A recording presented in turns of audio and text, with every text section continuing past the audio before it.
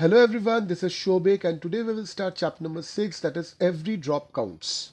Water यानी कि पानी यानी कि जल. हम बोलते हैं कि जल ही जीवन है. Water is life. वाटर एक ऐसी चीज है कि जिसके बिना हमारा एक दिन भी नहीं गुजरता.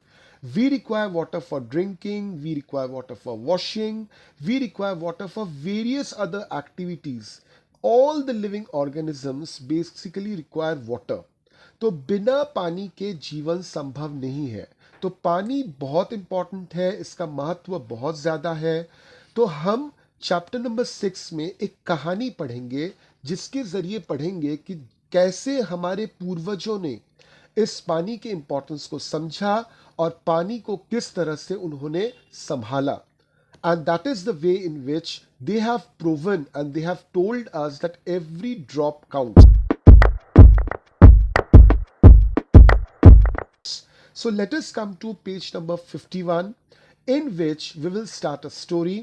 So I'm reading from the first line. This is the picture of Gatsi Sar. Sar means lake. King Gatsi of Jaisalmer got it made 650 years ago with the help of the people. All around the lake there are ghats with steps leading to the water, decorated verandas, large halls, rooms and much more. People came here to celebrate festivals and for programs of music and dance. Children came to study in schools on the ghat. The तालाब belonged to everyone and everyone took care to keep it clean. तो यहाँ पे जो picture दिखाई जा रही है ये एक तालाब की पिक्चर है, एक लेक की पिक्चर है. लेक को हम कहते हैं सार और इसे बनाया था राजा गटसी ने जो जैसलमेर के राजा थे अराउंड सम 650 ईयर्स पहले. तो इस तालाब के आसपास जो घाट हैं ये घाट बहुत सजाए हुए होते हैं. बड़े बड़े हॉल रूम्स होते हैं इस घाट के पास. तरह तरह की फेस्टिवल्स यहाँ पे एक समय सेलिब्रेट की जाती थी. लोग आते थे, म्यूजिक और डांस यहाँ पे परफॉर्म करते थे.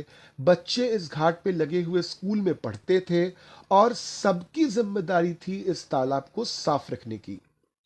Rainwater collected in this lake spread over many miles.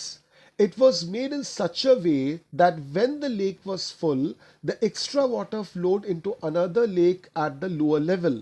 When that too filled up, extra water flowed into the next lake. This way, all 9 lakes filled up. This rainwater could be used throughout the year. Today, Gatsisar is no more in use. Many new buildings and colonies have come up in between those 9 lakes. Now the water does not get collected in these lakes. Rainwater just flows away and is wasted. तो 650 साल पहले इस तरह से बनाया गया था गटसी सार को कि यहाँ पे देखिए 9 तालाब हैं.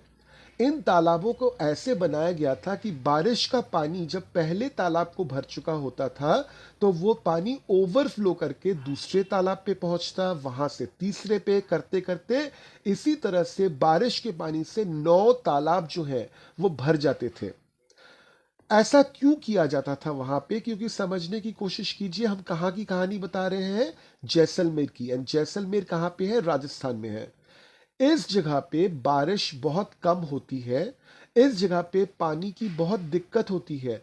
तो यहाँ पे लोग 650 इयर्स पहले ये सीख गए थे कि पानी का इंपॉर्टेंस क्या है और उसको कैसे स्टोर किया जाता है और किस तरह से पानी को अगर हम स्टोर करें तो उसका हम मैक्सिमम यूज कर सकते हैं. क्योंकि पानी जैसे आज के ज़माने में लोगों को लगता है तब के ज़माने में भी लोगों को लगता था.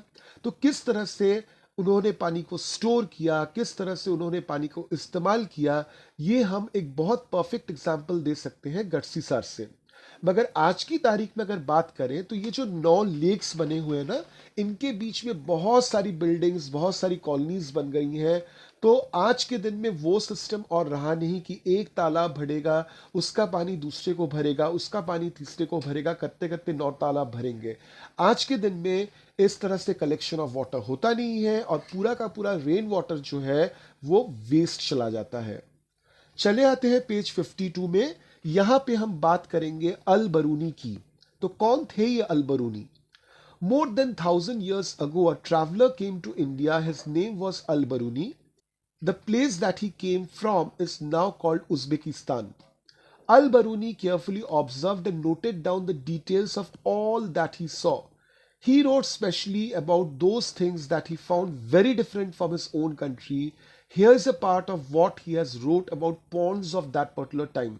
तो अल-बरूनी आज के ज़माने में there's a country called Uzbekistan, वहाँ से ये आए थे और इन्होंने आकर इंडिया में बहुत सारी चीज़ें देखी और उनके बारे में लिखा। और स्पेशली वे उन चीज़ों के बारे में ज़्यादा डिटेल में लिखते थे जिन चीज़ों को उन्होंने अपने देश में नहीं देखा था।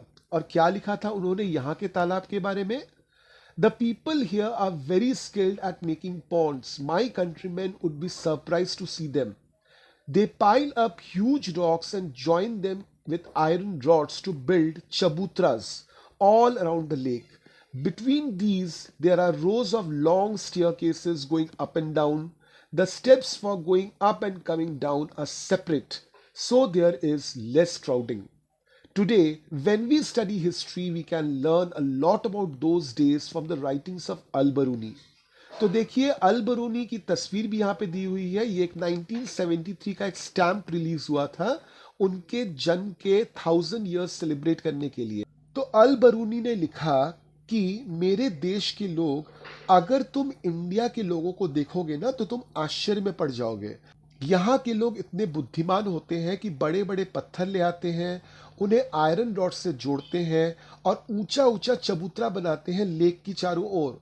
इन चबूतरों के बीच से लंबी लंबी सीढ़ियां भी होती हैं। एक तरफ की सीढ़ियां होती हैं नीचे आने के लिए लेक तक और दूसरी तरफ की सीढ़ियां होती हैं लेक से ऊपर जाने के लिए, ताकि कोई भी क्राउडिंग या भीड़ की समस्या ना हो। तो अल-बरूनी के इन डॉक्यूमेंट्स को अगर हम पढ़ें तो हमको पता चलेगा कि उस जमाने में इंडिया में लोग कितने डेवलप्ड हुआ करते थे, कितनी आगे की सोच रखा करते थे in comparison to the rest of the world. Now come to the observe and find out section. Look at the area around your school. Are there any fields, farms, pakka roads, drains, etc.? Is the area slopy, rocky or flat? Think what will happen there when it rains. Where will the rain water go? Into the drains, pipes or pits? Is some water also getting soaked into the soil? तो आपको observe करने के लिए बोला गया है कि आपका स्कूल जहां पे है या फिर घर ही मान लीजिए, आपका घर जहां पे है उसके आसपास क्या कोई फील्ड मतलब कोई खेत वगैरह या कोई पक्का रोड या फिर कोई ड्रेन है? क्या आप जिस एरिया में रहते हो या फिर आपका स्कूल जहां पे है वो कोई पर्वतीय इलाका है या फ्लैट इलाका है? क्या वहां पे कोई ढालान है? जब बारिश होती है तो पानी का होता क्या है? क्या वो डायरेक्टली ड्रेन में जाता है, किसी पाइप में जाता है या फिर गड्ढे में गिर जाता है? और क्या आपके स्कूल के या आपके घर के आसपास का जो इलाका है, आसपास की जो मिट्टी है, क्या वो उस पानी को सोखती है? तो ऑब्वियसली ये आपको ही एक बार देखना है। हाँ, रही बात कि मिट्टी पानी को सोखती है कि नहीं, तो ऑब्वियसली वो तो सोखती ही है। Come to drop by drop. Besides Jaisalmer, many places in Rajasthan get very little rainfall. Here, it rains for only a few days in the entire year, sometimes not even that much. Rivers here do not have water all around the year. And yet, most of the villages in these areas did not have shortage of water. People knew that every drop of water was precious. Lakes and johards were made to collect water. Water was everyone's need. One and all came together in this work, be it a businessman or a laborer. Some water from lakes soaked into the grounds and reached the wells and bawdis. The soil of the area also became wet and fertile. तो उस समय के लोग पानी की अहमियत को बहुत अच्छी तरह से जानते थे। इनफैक्ट आज भी राजस्थान में अगर आप जाओगे तो वहाँ के लोग पानी की इंपॉर्टेंस को बहुत अच्छी तरह से समझते, क्योंकि सालों साल वहाँ पे बारिश नहीं होती है। हो सकता है पूरे साल में 1 या 2 दिन ही सिर्फ बारिश हो, तो वे बहुत अच्छी तरह से पानी को स्टोर करना जानते हैं और यूज करना जानते हैं। और उतने साल पहले भी जब गढ़सी सार बनी थी तो उस समय सिर्फ कुछ लोगों ने उसको नहीं बनाया था, सभी लोग आगे आए थे, क्योंकि पानी सबकी जरूरत है, सबको पानी चाहिए। तो सबको ये फील हुआ था कि हाँ, हमको पानी चाहिए। इसलिए जब राजा गढ़सी ने ये तालाब बनाने का परमिशन दिया था तो सभी लोग आगे आए थे इस तालाब को बनाने के लिए। Every house had a system to collect rain water. Picture में देखिए, हर घर में पानी जो है, बारिश का पानी है, वो जमा करने का सिस्टम हुआ करता था उन दोनों में। और साथ में ये दूसरी तस्वीर देखिए, यहाँ इसको बोलते हैं स्टेपवेल।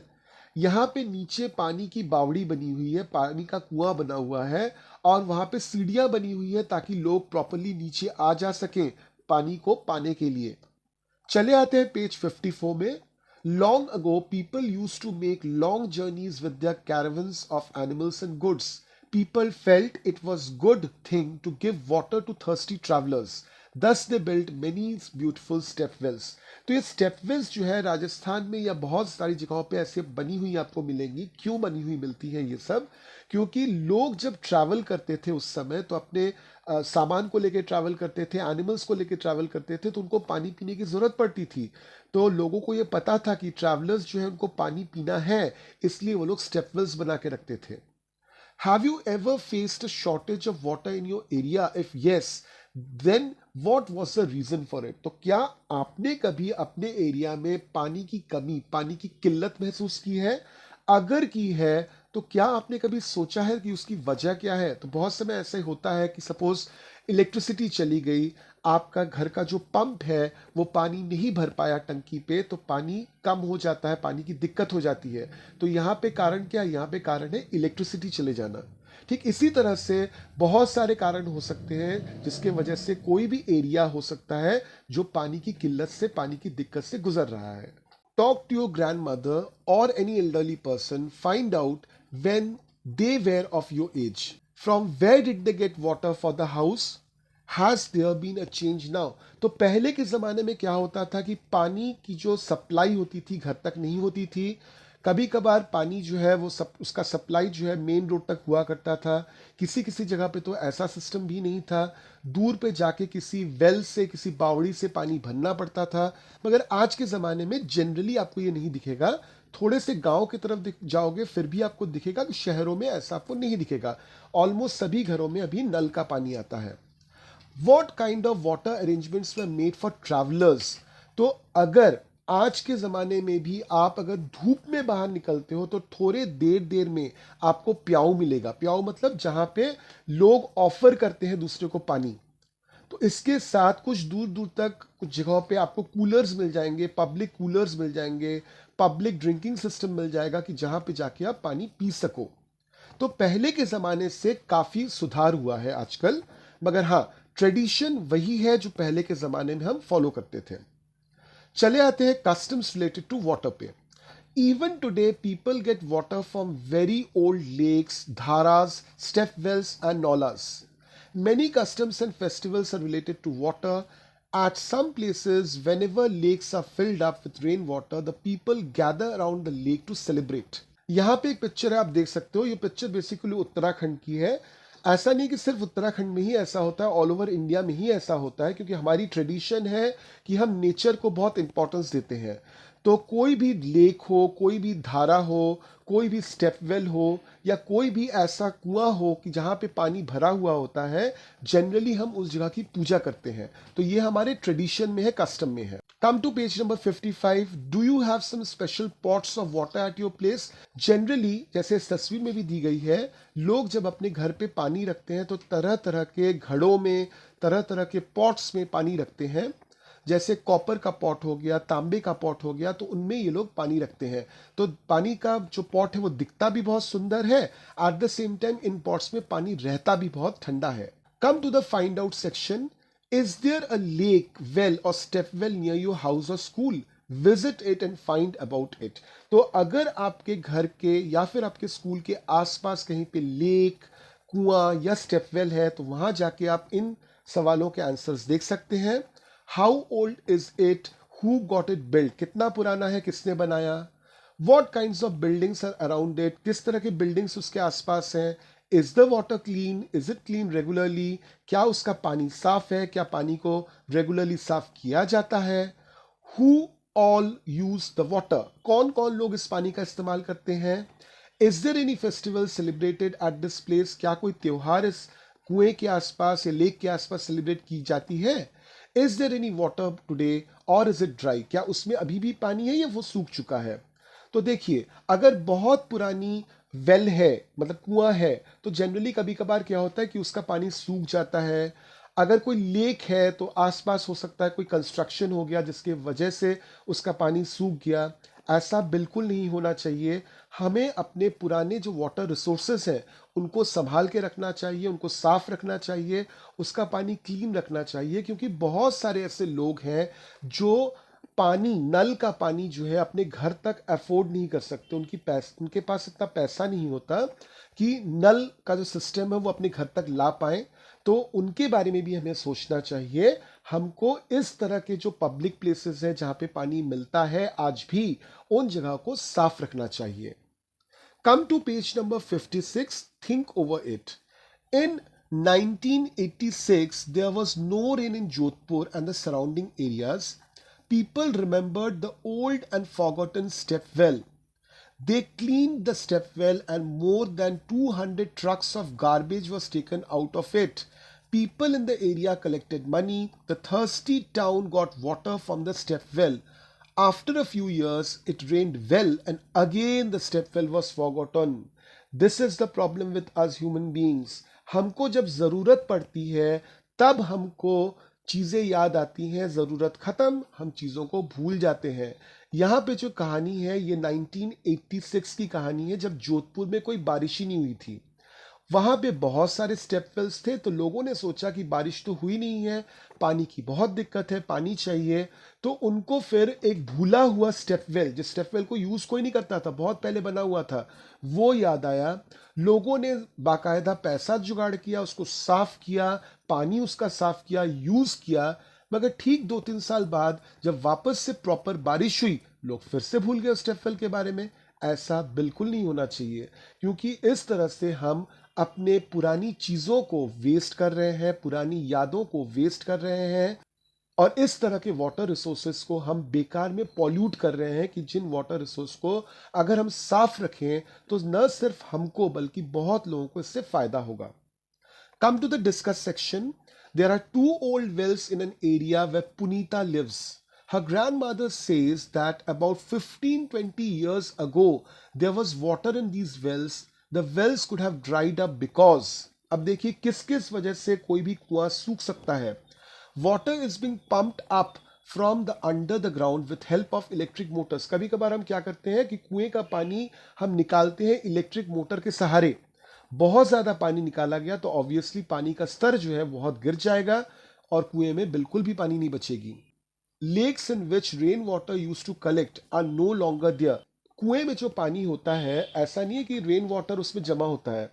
रेन वाटर तो आसपास के लेक्स में जमा होता है। रेन वाटर तो जब जमीन पे गिरती है, जमीन उसको सोख लेती है, और कुएं का पानी जो है वो मिट्टी के नीचे जो पानी है, जिसको हम लोग वाटर टेबल बोलते हैं इंग्लिश में, उसका पानी है। तो अगर हमारे कुएं के आसपास जितने भी लेक्स हैं वो भर चुके हैं, सूख चुके हैं, तो भी हमारे कुएं में पानी सूख जाएगा। The soil around trees and parks are now covered with cement. देखिए, रेन वाटर को अगर आप चाहते हो कि सॉइल यानी धरती सोख ले, तो धरती का ओपन होना, खुला होना बहुत जरूरी है। पेड़ों का होना बहुत जरूरी है। अगर पेड़ हमने काट दिए, आसपास के जितने जंगल थे उसको काट दिए, वहां पूरा का पूरा सीमेंट डाल दिया या फिर बड़े बड़े बिल्डिंग्स खड़े कर दिए, तो पानी जो है, रेन वाटर जो है, वो धरती तक पहुंचेगी ही नहीं। इस हालत में अगर वो धरती तक नहीं पहुंची, धरती उस पानी को सोखेगा नहीं, मिट्टी के नीचे जो पानी का स्तर है वो बढ़ेगा नहीं, और कुएं का पानी जो है वो सूख जाएगा। ये आम बात है। Is there any other reason for this, explain. तो ऐसा भी हो सकता है कि ये जो 3 वजह दिए हैं, इसके अलावा भी कोई वजह है जिसकी वजह से हो सकता है कि जो कुआं है वो सूख गया है। हो सकता है कि जिस इलाके में वो कुआं है वहां पे बारिश बहुत सालों से प्रॉपर नहीं हुई है, क्योंकि जिस तरह से हम इंसान पॉल्यूशन कर रहे हैं उसके वजह से बारिश भी बहुत ज़्यादा इफेक्टेड हो रही है। कभी कभार तो पॉल्यूशन इतना बिगाड़ देता है क्लाइमेट को कि प्रॉपर टाइम पे प्रॉपर बारिश नहीं होती है, तो उसके वजह से भी हो सकता है कि कुआं जो है वो सूख जाए। अब चले आते हैं पेज नंबर 57 पे, जहां पे बहुत सारे तरीके दिए हुए हैं कि किस तरह से हमको पानी मिलता है। जैसे देखिए, बोला गया है, a Jal board water tanker comes to your colony twice a day We have to stand in long queue to get water from the tanker. People at times have fights over water. तो देखिए, पानी की ज़रूरत तो हर जगह पे है। आपका घर जहाँ पे है, या तो वो पंचायत इलाके के अंदर आता होगा, या फिर म्यूनिसिपैलिटी, या फिर म्यूनिसिपल कॉरपोरेशन। इन तीनों के पास एक डिपार्टमेंट होता है जिसको बोलते हैं जल बोर्ड। तो अगर आपके इलाके में पानी की कमी है, पानी की प्रॉब्लम है, तो जल बोर्ड से एक टैंक आता होगा। ये टैंक दिन में 2 समय ही आता है, तो लोग काफ़ी भीड़ करते हैं इस टैंक से पानी लेते समय, और कभी कभार लोगों में झगड़े भी हो जाते हैं। We fill water from well, the nearby well dried up a year ago, now we have to walk far to reach the other. We are not allowed to take water from some of the wells because of our caste. ये एक बहुत बड़ी problem है, क्योंकि जिस कुएं से आप पानी निकालते हो, एक तो उसका पानी सूख गया, दूसरा कुआं काफ़ी दूर है, आपको चल के जाना पड़ेगा, और कभी कभार कुछ जगहों पे ऐसा भी होता है, स्पेशली गांव की तरफ, कि जहाँ पे कास्ट सिस्टम फॉलो होती है, लोग बहुत ऊंच नीच मानते हैं। ये चीज़ें बिल्कुल भी अनसाइंटिफिक है। सभी ह्यूमन बींग्स हैं, तो ऊंच नीच जाति धर्म नहीं देखना चाहिए, स्पेशली पानी के मामले में तो कभी नहीं। We get water at home for half an hour, we fill this tank to use all day, sometimes it is dirty. सोचिए तो उन घरों के बारे में कि जहाँ पे कुछ देर के लिए ही पानी आता है, उनको पानी एक टैंक पे भर के रखना पड़ता है, और कभी कभार ये टैंक गंदा हो गया तो। We get water from our taps all day long. कुछ कुछ घर होते हैं जो बहुत लकी होते हैं, जिनको सारा दिन पानी मिलता रहता है। We have put a pump directly in Jal Board pipeline, now we don't have any problem. अगर जल बोर्ड आपके घर तक पाइपलाइन पहुंचाता है, आपको पंप इंस्टॉल करने की परमिशन देता है, आपकी प्रॉब्लम सॉल्व हो जाती है। We have put a motor to pump up the water from the borewell, but there is no electricity, so what do we do. कुछ कुछ जगहों पे ये भी प्रॉब्लम है कि आपने पंप तो ले लिया कि आप पानी से, कुछ कुछ जगह पे ये प्रॉब्लम है कि आपने पंप तो ले लिया कि चलो पानी आप मिट्टी से निकाल लोगे, पानी मिट्टी से निकाल के आप उसको यूज़ कर लोगे, मगर इलेक्ट्रिसिटी नहीं रहेगी, तो ये पंप चलेगा कैसे। We get water from canal itself. कुछ लोग तो पानी जो नहर होता है, कनाल जिसको बोलते हैं, वहाँ का पानी डायरेक्टली यूज़ करते हैं। There is a hand pump nearby, but the water that we get from it is salty, we have to buy water for drinking. कभी कभार घर के पास हैंड पंप होता है, जिस हैंड पंप से आप पानी निकाल सकते हो, जिससे आप बाकी काम तो कर सकते हो, मगर उसको पी नहीं सकते, क्योंकि उसका पानी थोड़ा सा नमकीन होता है, तो पीने वाला पानी आपको खरीदना पड़ता है। तो देखिए कितने तरह से लोग पानी इकट्ठा करते हैं। कुछ लोगों के लिए पानी इकट्ठा करना बहुत आसान हो जाता है, जबकि कुछ लोगों के लिए, या फिर यूं कहें कि ज़्यादातर लोगों के लिए, इंडिया में ज़्यादातर लोगों के लिए पानी बेसिक जो एक नीड है जीने की, उसको जुगाड़ करना कितना टफ हो जाता है। Now let us come to page number 58. Discuss everyone has the right to live, yet is everybody getting enough water to live or even drink? Why is it that some people have to buy drinking water? Should it be like this? Water on this earth is for one and all. Some people draw out water from the ground by deep bore wells. How far is it correct? Have you ever seen this? Why do some people have a pump directly in the Jal Board pipeline? What problems would other people face due to this? Do you have any such experience? तो यहाँ पे एक बहुत ही important और बहुत ही गंभीर बात की जा रही है कि देखिए, पानी जो धरती पे है वो तो सबके लिए है ना। नेचर ने पानी जो है वो सबके लिए बनाया है, मगर हम ह्यूमन बींग्स क्या करते हैं, अपने आप को ऊंचा दिखाने के लिए, अपने आप को बेहतर दिखाने के लिए बहुत सारे ऐसे काम कर जाते हैं जिससे बाकियों को नुकसान हो जाता है, और हम ऐसे दिखाते हैं कि उससे हमको कुछ आता जाता भी नहीं है। जैसे अगर आपने बहुत ही गहरी पंप लगा दी, जिसको बोलते हैं डीप बोर पंप, वो लगा दी, तो क्या होगा कि पानी का जो स्तर है वो आपके शहर में या आपके इलाके में बहुत तेजी से गिर जाएगा।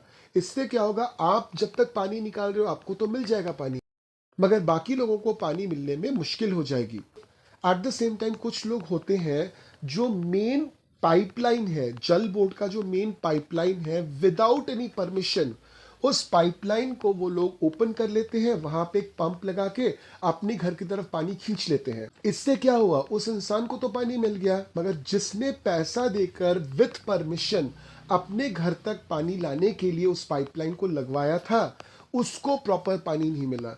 तो ऐसा हमको बिल्कुल नहीं करना चाहिए, specially with things like water. Water तो सबके लिए है, वाटर इज फॉर एवरीवन। तो हमें कुछ ऐसा करना चाहिए ताकि वाटर की प्रॉब्लम जो है वो हमेशा हमेशा के लिए सॉल्व हो जाए।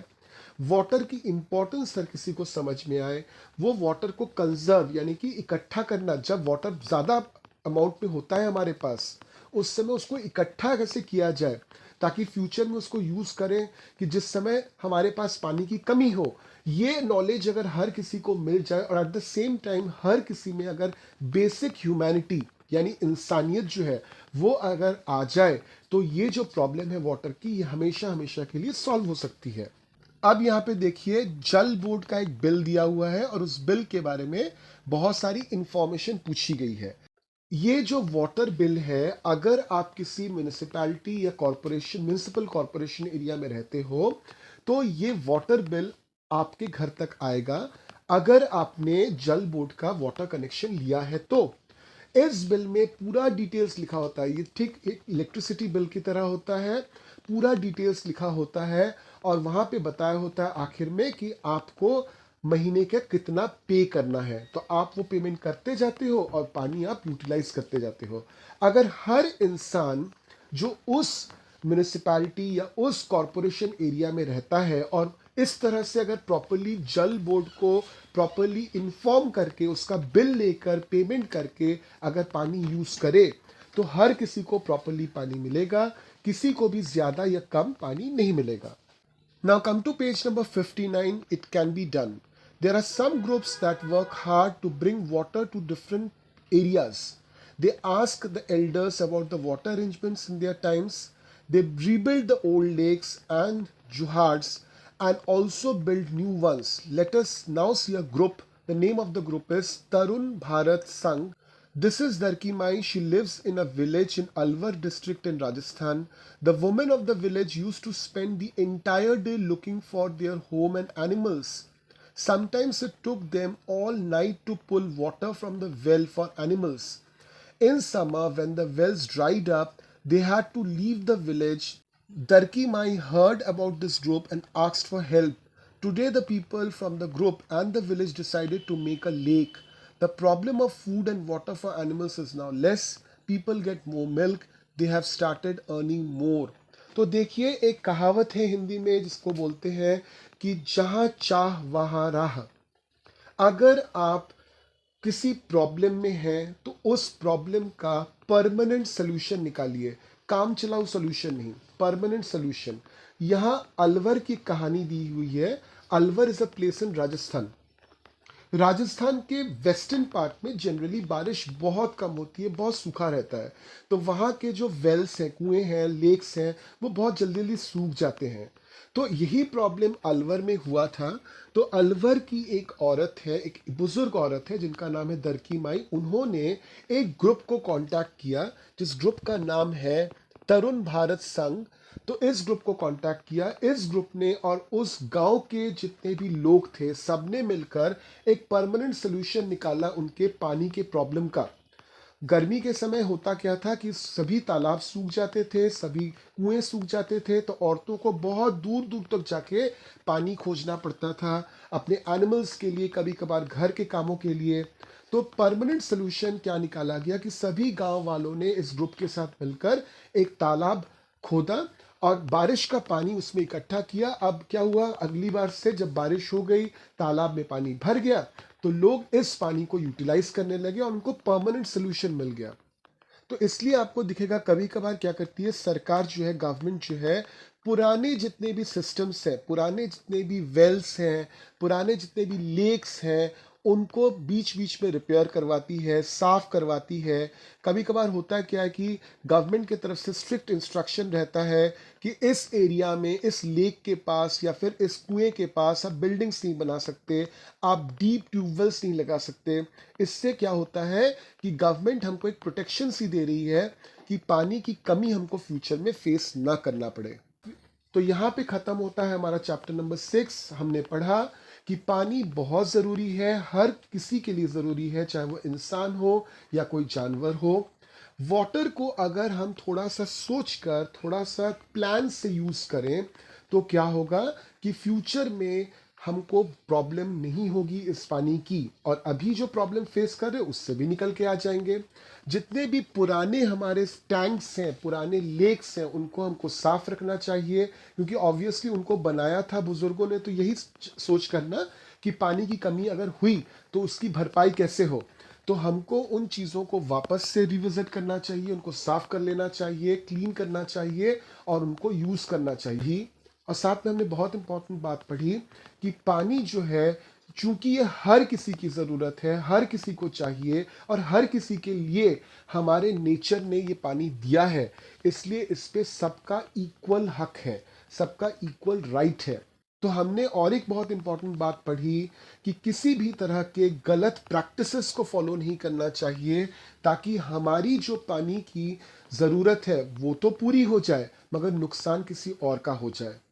अब याद है पिछले वाले वीडियो में जहाँ पे हमने चैप्टर नंबर 5 पढ़ा था, मैंने आपको बोला था कि चैप्टर नंबर 5 के पेज नंबर 47 पे जो क्वेश्चंस दिए हुए हैं ये आपका होमवर्क है, आप इसको सॉल्व कीजिए और इस वाले वीडियो में मैं आपको उस होमवर्क के आंसर्स बता दूंगा। तो चले आते हैं चैप्टर नंबर 5 यानी पेज नंबर 47 पे, जहाँ पे पहला क्वेश्चन था seeds that are used as spices in your home. तो we have various types of seeds like any seed जो है सौफ, क्यूमिन सीड्स विच इज जीरा, ये सभी सीड्स हैं जिनको हम स्पाइसेस की तरह घर पे इस्तेमाल करते हैं। The second one is seeds of vegetables. तो बहुत सारे वेजिटेबल्स हैं, जैसे हो गया पम्पकिन, जैसे हो गया परवल, इनके सीड्स होते हैं, इनके दाने होते हैं। The third one is seeds of fruits. तो मैक्सिमम फ्रूट्स में ही सीड्स होते हैं, जैसे आम, उसकी गुठली जो है वो बेसिकली सीड है। देन यू हैव एप्पल, उसकी भी सीड होती है। चले आते हैं नेक्स्ट पे, लाइट सीड्स, सीड्स जो हल्के होते हैं, बहुत ज़्यादा हल्के होते हैं, इसका बेस्ट एग्जाम्पल है कॉटन का सीड यानी कपास का seed. Next is seeds that are flat. तो पंपकिन या कोहड़ा जो होता है उसका जो सीड होता है आप देखोगे एकदम फ्लैट होता है। अगला वाला जो था वो तो ग्रुप की बात थी तो उसको हम नहीं करते हैं। उसके अगले वाले क्वेश्चन में चले आते हैं, do you know any games that you can play with seeds, discuss with your friends. तो कौन कौन से गेम्स हैं जिससे हम सीड से खेल सकते हैं। अब देखिए फेमस कोई गेम तो है नहीं कि जिसे हम सीड्स के जरिए खेलते हैं। हाँ, गांव की तरफ इमली का जो सीड होता है, इमली मतलब टैमरिंड, उसका जो सीड होता है, फिर मैंगो का जो सीड होता है, आम का जो गुठली होता है, उससे बच्चे जो है तरह तरह के गेम्स जरूर खेलते हैं। चैप्टर नंबर 6 के जो क्वेश्चंस हैं उनका लिंक आपको डिस्क्रिप्शन में मिल जाएगा। मैं आशा करता हूं कि आपने अभी तक चैप्टर नंबर 1 से लेकर चैप्टर नंबर 5 तक सभी वीडियोस देख लिए हैं, आपको समझ में आ गया है। अगर आपके पास कोई डाउट है तो आप वो मुझे मेल कर सकते हैं या फिर एक व्हाट्सएप नंबर दिया हुआ है डिस्क्रिप्शन में, आप वहाँ पे व्हाट्सएप करके भी अपना डाउट क्लियर कर सकते हैं। अगर आप चाहें तो वहाँ पे वॉइस मैसेज भी भेज सकते हैं। ठीक जिस तरह से आपने बाकी चैप्टर्स के क्वेश्चंस के आंसर्स को लिखकर मुझे मेल किया है चेकिंग के लिए, इस पर्टिकुलर चैप्टर के भी क्वेश्चंस के आंसर लिखकर उसी तरह से मुझे मेल कर दीजिए। मेरा मेल आईडी जो है वो क्वेश्चन पेपर में दिया हुआ है। अगला जो वीडियो होगा उसमें हम चैप्टर नंबर 7 को कवर करेंगे और हमारे चैप्टर नंबर 7 का नाम है एक्सपेरिमेंट्स विथ वाटर।